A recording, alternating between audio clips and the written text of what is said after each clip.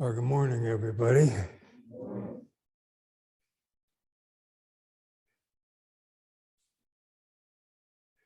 Today I was, maybe I should take this off here. A lot of things to get adjusted.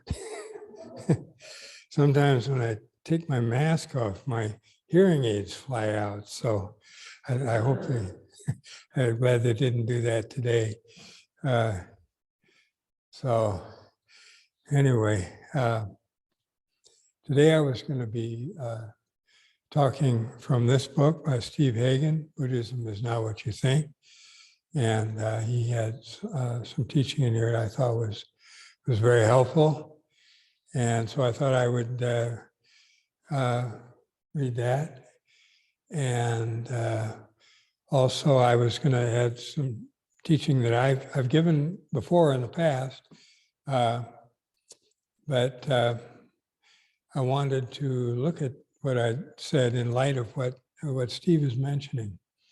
So I think it might make clearer what I've said previously. I hope so anyway. So I'll start out.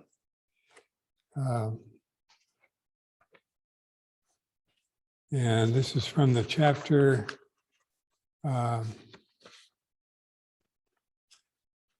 called Purely Mind. And I started midway through the chapter. When we look at the physical world, we seem to see multiplicity, many things, all separate and distinct from each other, and all separate and distinct from, in quotes, me, the observer. They also seem to exist apart from our personal, subjective experience of them. Typically, what interests us in this view, let's call it view A, are all the seemingly separate and distinct objects. What we miss or ignore or overlook in this view is that all these apparently separate objects work together to form an overall total picture.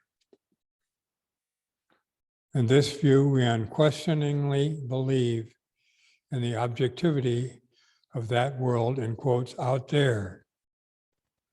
We overlook actual experience and focus on an extremely seductive array of objects that appear in this ostensibly external world. We deeply believe that there's me here and then the world out there with all its separate objects. We deeply believe that's how reality is. It's our usual common sense assumption about how things are. But in this view, we're ultimately led to discard the actual experience of totality in favor of what we can objectively measure, count, and quantify. We're overlooking their actual experience and getting caught up in this dualistic view. Thus, we apply a variety of measurement tools to the vast array of objects that seem to appear in this external world, all in an effort to understand reality better. These objects include not only shapes, colors, sounds, and smells, but also feelings, impressions, people, clouds, anger, love, confusion, passion, and so forth. And so we develop an equally vast and seductive array of measurement tools. But view A is a view of the world not as we actually experience it, but as how we think we experience it. In other words, it's not the world as we perceive it or directly experience it, but as we conceptualize it. And it's quite possible to understand this experience in another way. In this second view, view B is the whole picture that is of interest to us, not the separate parts that make it up. Indeed, there do not appear to be any separate parts as such. In this second way of looking, the world is viewed not as multiplicity, but as unity. The world is not seen as a huge collection of individual objects, but as a single whole. So W-H-O-L-E. And it's capitalized, because there's nothing outside of this whole or wholeness. Often people who have had ecstatic and mystical experiences of oneness or unity confuse this view with enlightenment. In the first view, we find multiplicity and relativity. In the second, oneness or totality. Which view is correct? In Zen, we understand that to take hold of either view is to miss the mark. Although both views are indispensable, neither offers us an accurate picture of reality.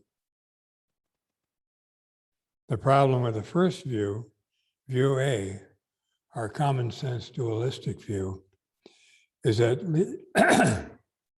it leads us into confusion. It's incapable of bringing us to any true knowledge. It is incomplete. It ignores the view of oneness. It doesn't give us the whole picture. But a common mistake among many religious practitioners, including many Buddhists, is to assume or believe that view B, unity or oneness, gives us a full and accurate view of reality. But it doesn't, because it excludes view A, which clearly can't be denied. The world also appears as a multitude of things and thoughts. The problem with these views is that they strike us as mutually exclusive. This is because when we take hold of either one, we're caught up in conceptual thought. We're ignoring the immediate direct experience of this moment, which includes both views at once. Clearly, we experience multiplicity, and just as clearly, if we look carefully, we experience unity. What's necessary to complete the picture is to see these two views, A and B, as merged, that is, as a single view. When people first get a taste of oneness, they often think they've experienced enlightenment. This oneness is a necessary realization, but it's not enlightenment, simply because oneness does not account for the multiplicity that we experience and that we encounter in every moment. Truly seeing reality, truly directly realizing reality, is experiencing these two views at once so as to create a new, complete view.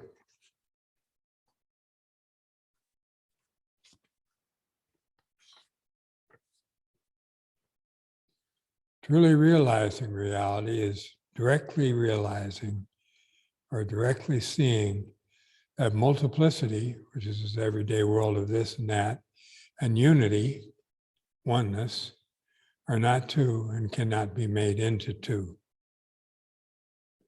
There's a fresh, direct, uncalculated, unconceptual way of realizing this moment. Once this is seen, we no longer rely so heavily or exclusively on our mental constructs, our thoughts, our beliefs, our ideas, our models of reality. We not only see view A and view B as merged, we see that there was really only one view all along. This seeing or direct experiencing is the sudden realization that there's a depth and dimension to our lives and to the world that we had been oblivious to. There's a depth and dimension to our lives that we commonly overlook or ignore, and that we usually cut ourselves off from. Virtually all the suffering we experience is a result of cutting ourselves off in this way. And what is necessary to free ourselves is right before our eyes at all times. It's this directly, in realizing our actual direct experience, we can let go of the way we're conceptually caught up in our ideas about how reality is. We want to grasp an idea of oneness. We want to grasp an idea of multiplicity. Or we want to grasp the ideas about all the seemingly separate things that show up. We want to grasp our ideas about the nature of reality and about our ideas of time and space. We think that we can understand the life that is being directly experienced through our ideas and beliefs and assumptions. But it's by clinging to our ideas, beliefs, and assumptions that we overlook the actual direct experience and live our lives based on our ideas, beliefs, and assumptions. And in doing so, we ignore the actual experience and run into trouble. We become very confused about what our life is. We get caught up in our limited views and live our life based on our limited views rather than living a life of awareness here and now, where we can directly realize what our life is.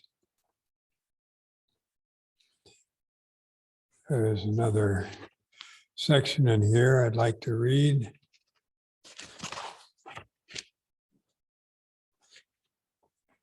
This is from the epilogue.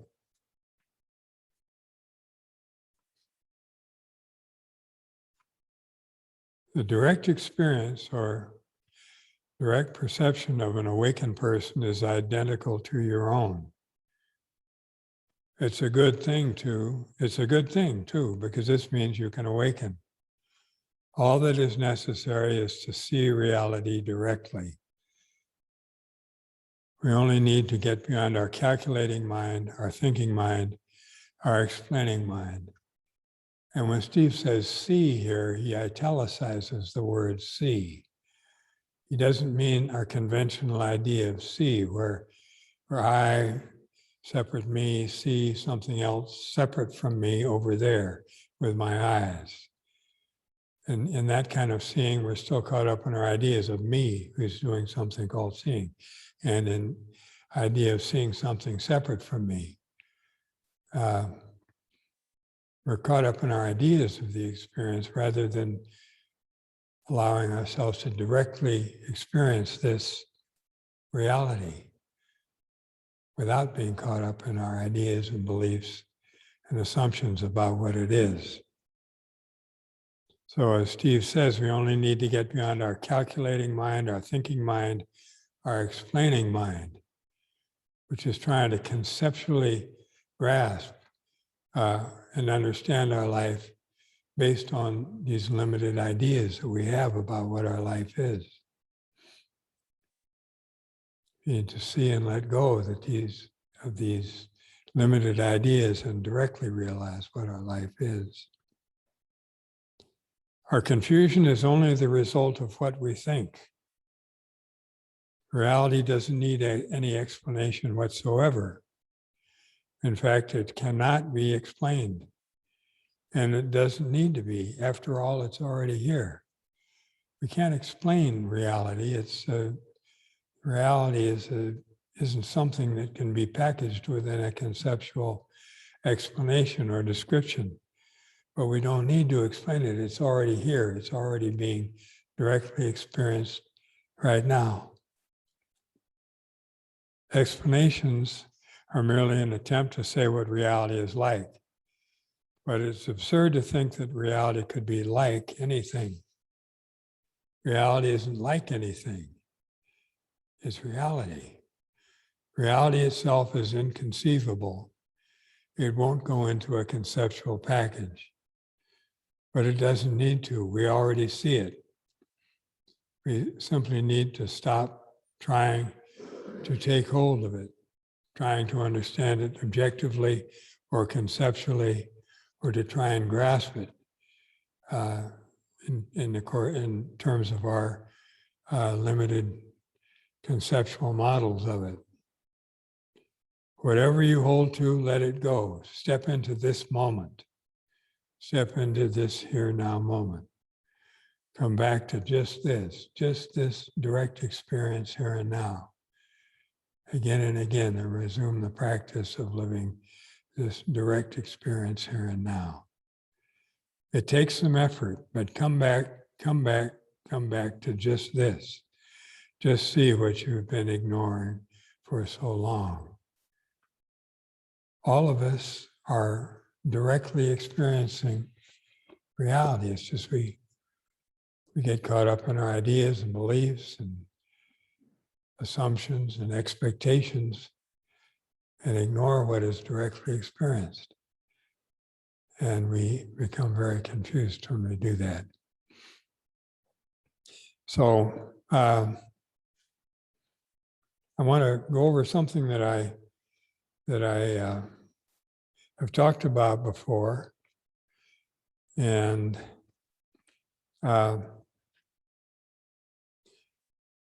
but these statements that I'm making, that I'm presenting here, are not ideas to be grasped and believed. These statements are just pointers to help us see our life as it is and to live our life as it is. They're not meant to be ideas to be grasped and believed. And in my previous presentations of this, what I'm going to say now, I don't think I emphasize that strongly enough.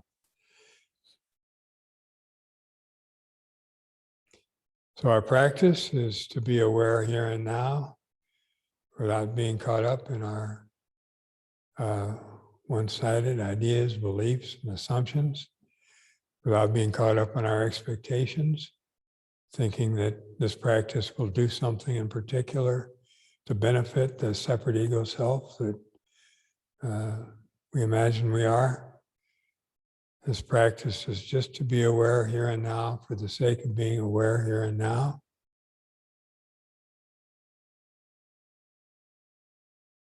In this practice, it becomes directly evident that we are living inseparably from all beings. Our true life, our true self, is the life of all beings functioning together inseparably here and now. This is not an idea to grasp. This statement is not an idea to grasp. This is a pointer. This statement is a pointer to reality to be directly experienced and wholeheartedly lived. Since we're inseparable from all beings, each being we meet is our own life. Whatever you meet is inseparable from you. In that sense, it's your own life. Whatever you encounter, whatever mental or physical phenomena you encounter is your own life, and that it's inseparable from you. And realizing this is the basis of compassion. If we're living one life with all beings, and each being we meet is our own life, then very naturally that we want to be kind and compassionate to others. So realizing that each being we meet is our own life is the basis of compassion. In this practice, it also becomes directly evident that each seemingly separate being is a manifestation of totality here and now, wholeness, universal reality here and now. the life of all beings here and now. Each seemingly separate being is a manifestation of here now reality, or life of all beings here and now, totality, wholeness here and now, which is boundlessly great beyond comparison. Each one of us, our true life is boundlessly great beyond comparison. Our life is this wholeness, totality, universal reality that's being directly experienced now. And in realizing our actual direct experience, a lot of the fears and the confusion we have a lot about our life can drop away.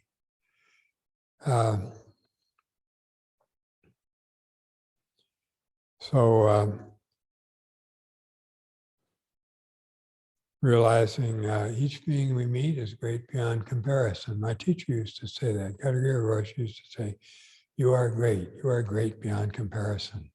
Everybody is this way. Your true life is this life that is boundlessly great beyond comparison. This is the basis of respect for all beings. All the seemingly separate beings that we encounter are great beyond comparison, and that they're manifestations of this all-inclusive, boundless totality, which is our directly experienced true life.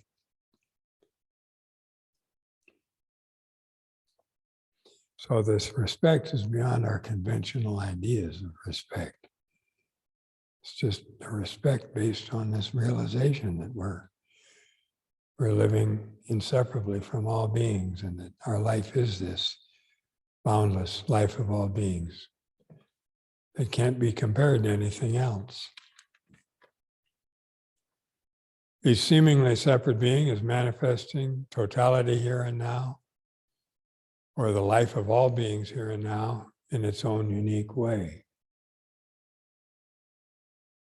In our practice of awareness here and now, we try to find the best way to take care of each seemingly separate, uniquely manifesting being here and now. Each seemingly separate, uniquely manifesting being that we meet, we try to take care of it in the best way. We try to take care of it in accordance with the circumstances that are manifesting now. It's in this practice of awareness here and now where we have the best opportunity to find the best way to take care of the beings we meet and to take care of our own life. This practice helps all beings and helps all beings to help us. And you're helping one individual, you're helping all beings. And you're helping one individual, you're helping all beings to help you. It doesn't make sense intellectually, but it can be directly realized that this is going on in our actual practice and our actual experience. This practice is to fully live the life of all beings here and now, in which all beings are functioning inseparably and are mutually influencing and assisting each other.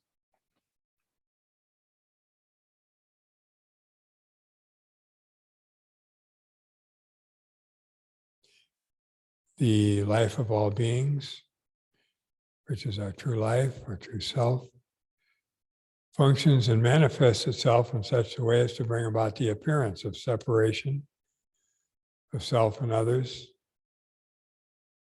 This functioning of the life of all beings also brings about the appearance of duration and time and the appearance of extension in space.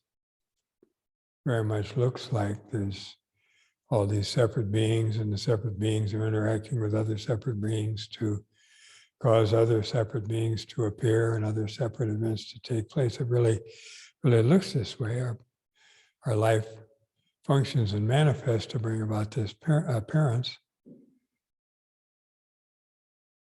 But with wholehearted awareness here and now, which is carried out in Zen practice, it can be directly realized that ultimately separation of self and others, duration in time, and duration in time and extension in space cannot be found. The appearance of separation of self and others, the appearance of duration in time, and the appearance of extension in space are empty illusory manifestations of directly experienced here now reality, or life of all beings, or wholeness, or totality. This doesn't mean to ignore them. We need to function in reality where it does seem like we're separate from others. There does seem to be duration in time. And there does seem to be extension in space. We don't ignore any of that. It does seem to be cause and effect relationships. We don't ignore any of that. But it's important not to one-sidedly grasp a belief that reality exactly corresponds to those appearances. We need to be aware of the actual direct experience and not get one-sidedly carried away by these appearances and caught up in our ideas about how things are, which we very commonly do. Conventionally speaking, there seem to be separate beings, times, places, and situations, activities, emotions, thoughts, desires, and events to which names, labels, ideas, personal pronouns, and conceptual categories can be applied. It seems to be this way. In accordance with how things appear to be and in accordance with conventional speech, we use names, labels, ideas, personal pronouns, and conceptual categories. We try to get along and communicate in the conventional, seemingly dualistic world, where there seems to be separation of self and others, without being caught by the one-sided belief that there actually is this separation. In the practice of awareness here and now, we try to let go of our attachment to any one-sided ideas or beliefs, even the ideas of oneness or no separation. Whatever idea we have, don't cling to it. See the ideas just as pointers to this reality. Don't cling to the ideas and believe that reality exactly corresponds to them. So we try to, as I mentioned, in this practice of awareness here and now, we try to let go of our attachment to any one-sided ideas or beliefs. Then we can be kind and helpful to ourselves and others as we are, without being caught up in our one-sided ideas and beliefs of who and what we are. We can help all the seemingly separate beings without being caught by the one-sided belief that they actually are separate beings. Also, we can take care of the life of all beings, in which all beings are living one inseparable life, without being caught up in a one-sided belief in oneness. Also, we can use ideas and concepts and conceptual abstractions without being caught by the belief that here now reality or the life of all beings exactly corresponds to these conceptual abstractions. Once again, these ideas, concepts, words that we use are pointers to reality. They're not actually descriptions of it. They're pointers. They're just to help us to let go of the strong attachment we have to our ideas. They're just pointers to help us realize what this way of life is, and to realize what this practice is. Our practice is to fully live this life of all beings, here now reality, which is our true life, without being caught up in our limited, one-sided ideas and beliefs. When we see we're caught up in our limited, one-sided ideas and beliefs, just be aware here and now. Resume the practice of being aware here and now as much as possible. In this practice of awareness here and now, we can allow our attachments to these ideas and beliefs to naturally drop away by themselves, and we can fully live as we are, fully living as the life of all beings, as wholeness, totality, here and now.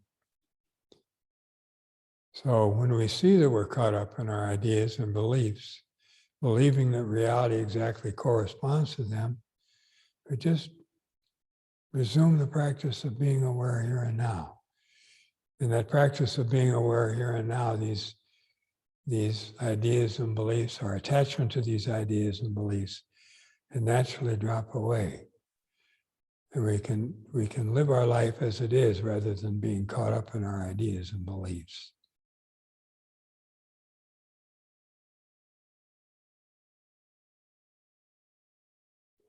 So our practice is to see and let go of how the life of all beings, which is our true life, is ignored and fully live as the life of all beings.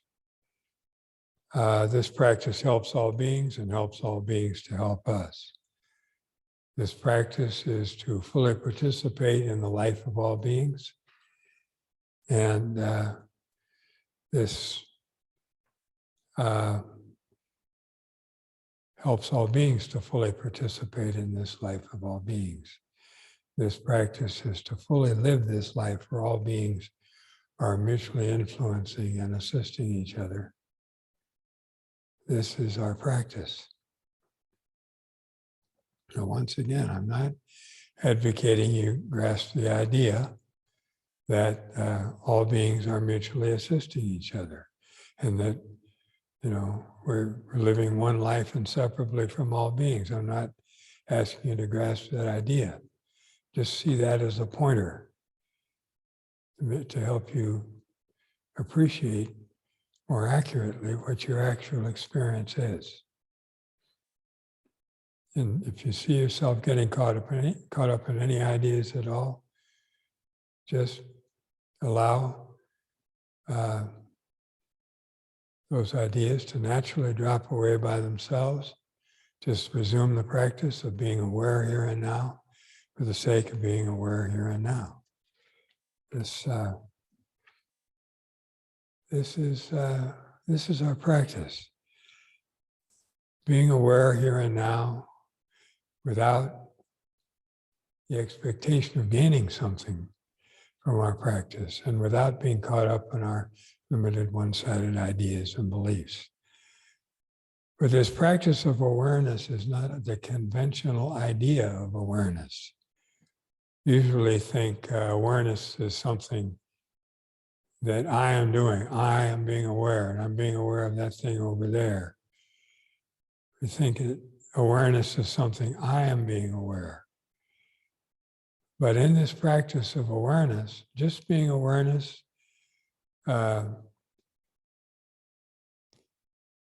just being awareness itself, eventually it can be directly realized that awareness is what we truly are.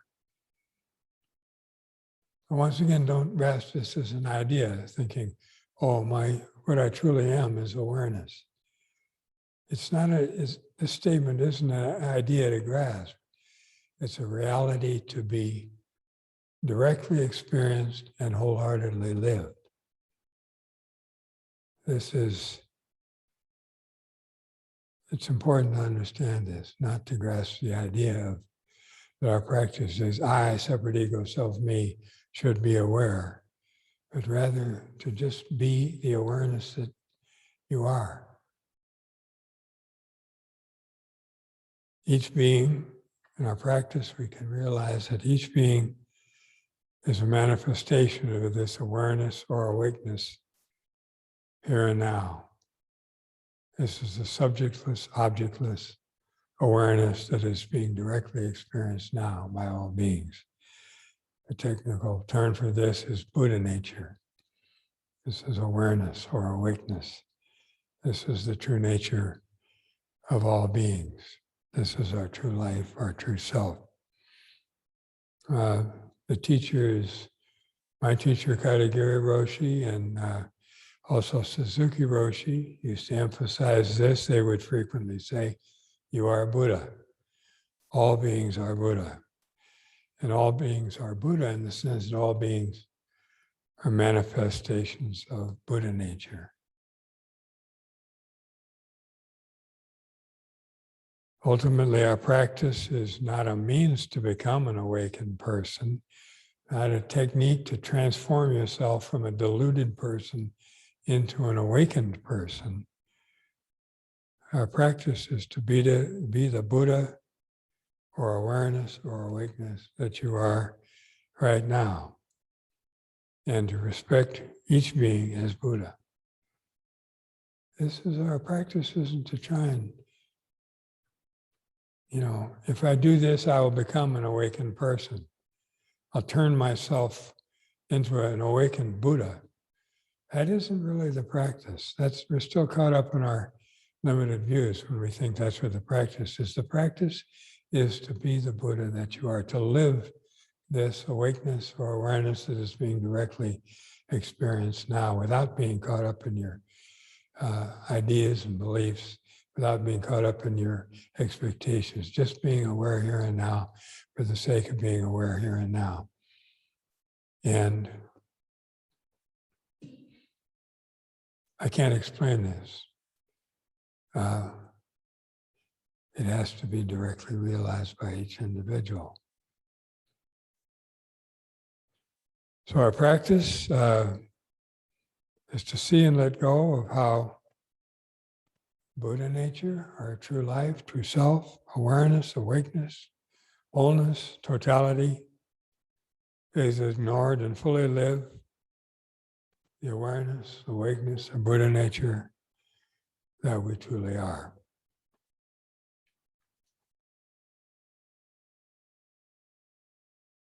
So our practice, once again, is to see and let go of how directly experienced here now reality is ignored, and fully live directly experienced here now reality.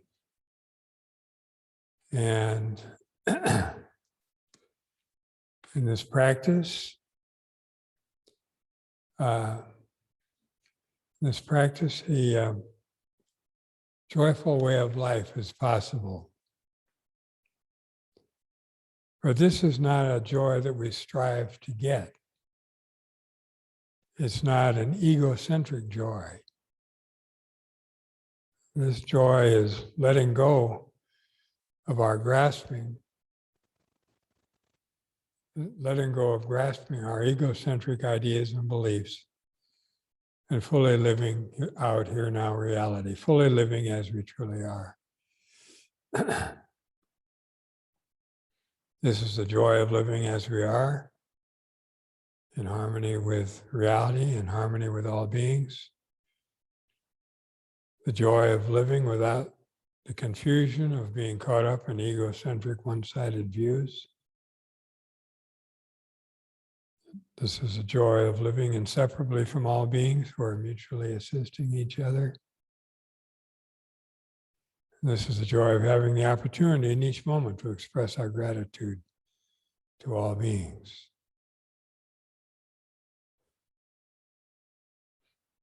This isn't the usual idea of joy, where, we have something exciting to look forward to, or we have some pleasurable activity to be engaged in. This is the joy of living as we are, of being settled in reality as it is, and living our life together with all beings, functioning together with all beings, mutually assisting each other. It's not the usual idea of joy. But it's a wonderful, joyful life beyond our usual ideas of joy.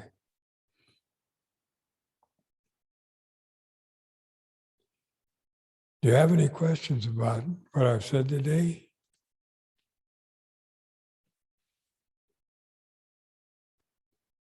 Well, thank you all for coming today.